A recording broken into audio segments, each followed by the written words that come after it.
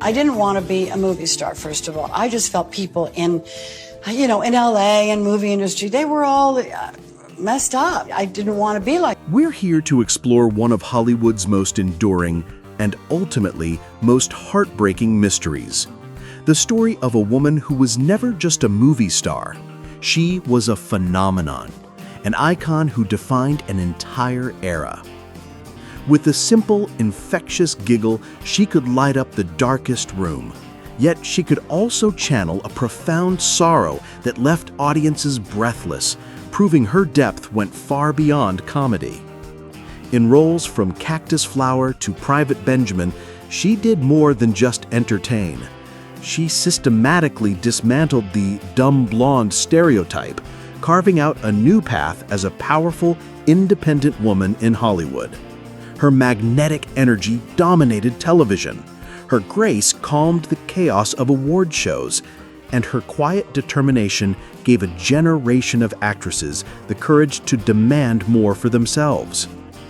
But today, at 79, the bright lights have dimmed, revealing a reality far more brutal than any role she ever played. A battle with fading health, a struggle with memory, and the weight of truths that time can no longer conceal. To understand the tragedy of Goldie Hawn today, we must go back to the beginning of her dazzling and often difficult journey. We begin with the story of impossible odds. A young dancer, a dream of a bigger stage, and only $250 standing between her and the rest of her life. That improbable journey began in 1966. At 21 years old, Goldie Hawn left her life on the East Coast behind. She flew to California with just $250 in savings, most of which was already spent on a tiny poodle. On that flight, crossing the vast American desert, she wrote in her diary, she felt that if anyone ever doubted the existence of God, they only needed to see the endless sky from her seat. The future was a complete unknown. Soon after, a job offer led her to Las Vegas. That trip became a scene straight out of a movie. Her convertible broke down in the middle of the desert, leaving her stranded with only $50 and her dog. In a moment of pure chance, she was picked up by a Green Beret just back from Vietnam. He drove her safely through the dangerous landscape, a strange moment of calm in a sea of uncertainty.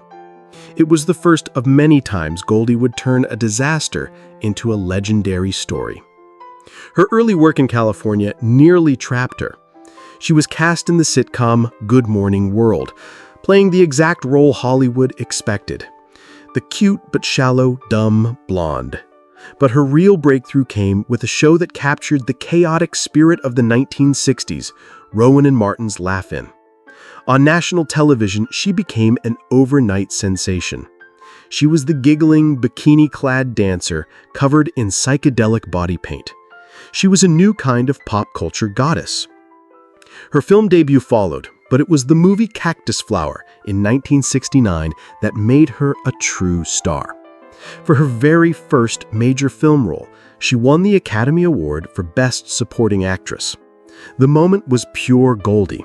She wasn't even at the ceremony. She was in London filming and had forgotten the Oscars were on. A phone call at 4 a.m. woke her up with the news. A dazzling, completely spontaneous arrival to the A-list. But Goldie was smarter than the character she played.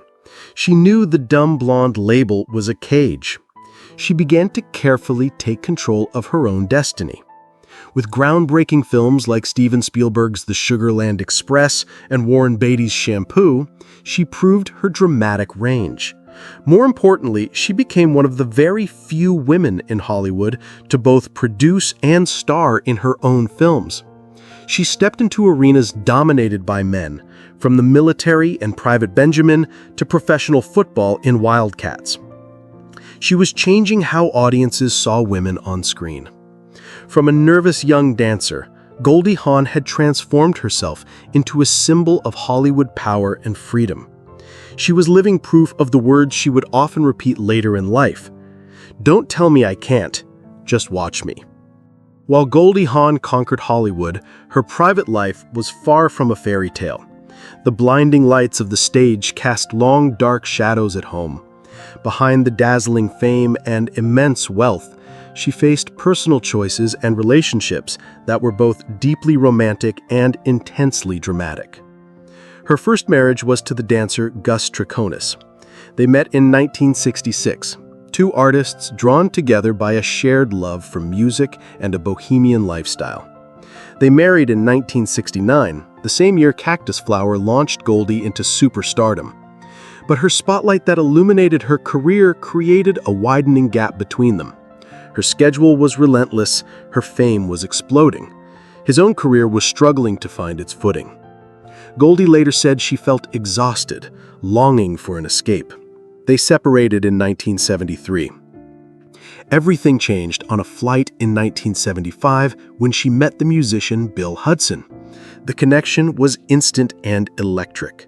Their romance moved at lightning speed. On New Year's Eve of that same year, in a single day, she both filed for divorce from Gus and became engaged to Bill. Her past and future collided. The divorce turned bitter when Gus demanded $75,000, a move she felt was a betrayal since he had never supported her. She married Bill Hudson in July 1976. Soon they welcomed their son Oliver and then their daughter Kate. On the surface, they were the perfect, free-spirited family. Yet, history began to repeat itself. Goldie's career continued to soar, while Bill's band, the Hudson Brothers, faded from the spotlight. The same pattern emerged. Goldie once said candidly, "Some men just can't handle it when their wives are more successful than they are." By 1980, Bill had filed for divorce. But this ending was not just a separation. It was the beginning of a long and painful public feud. He accused Goldie of wanting an open marriage. He claimed she deliberately kept him from their children after she met a new man, Kurt Russell. The conflict erupted again decades later.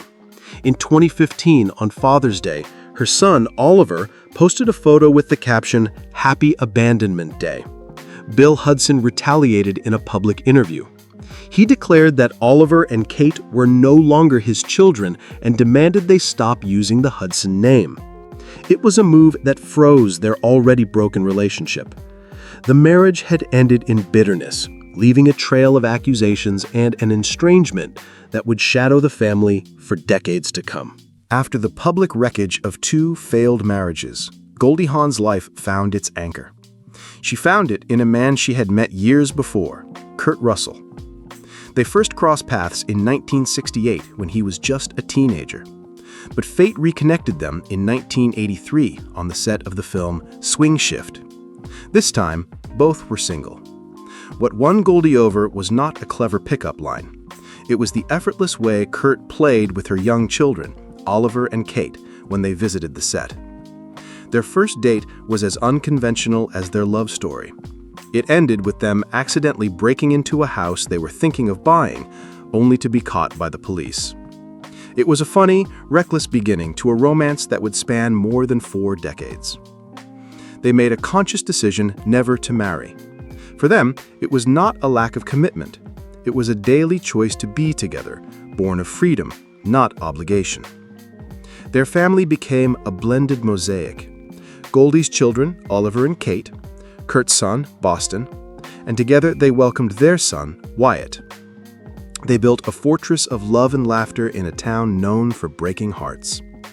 But even with this newfound personal stability, her professional life had its hidden battles. Behind her gracious image, Goldie endured encounters that weighed heavily on her. She faced disrespect from some of Hollywood's most powerful men. During a pivotal audition to prove her dramatic skills, actor Dustin Hoffman interrupted her in front of the entire production team. He coolly remarked, "You're still acting like a sitcom." Goldie finished the scene with professionalism, but withdrew from the project the next day. Her reason was clear. She would not fight to be respected by people who had already decided she was a joke. In another instance, a project with Bill Murray fell apart before it even began. He arrived late to the first table read, mocked his colleagues, and dismissed the script. When Goldie performed an emotional scene, Murray sneered at her craft. Without a word, Goldie closed her script, stood up, and walked out. She never returned. She chose to protect her peace and dignity over any golden opportunity, refusing to work with those who thrived on chaos. After decades of work, Goldie slowly stepped away from the spotlight. Her public appearances became rare. Then, at the 2025 Academy Awards, the world saw a different Goldie Hawn. On stage, the bright lights seemed to overwhelm her. Her words were gentle but muddled. Then came the moment that stunned the audience. As she prepared to read from the teleprompter, she turned to her co-presenter. She quietly said, "Sweetheart, could you read that? I can't read it."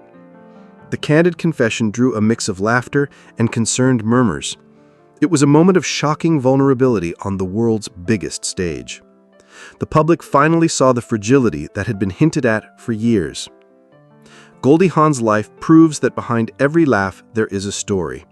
From a young girl in a ballet studio, she became a cinematic icon. Her journey was filled with glory, but it was also marked by broken marriages, by belittlement in a prejudiced industry, and by the inevitable tests of time on her health and memory.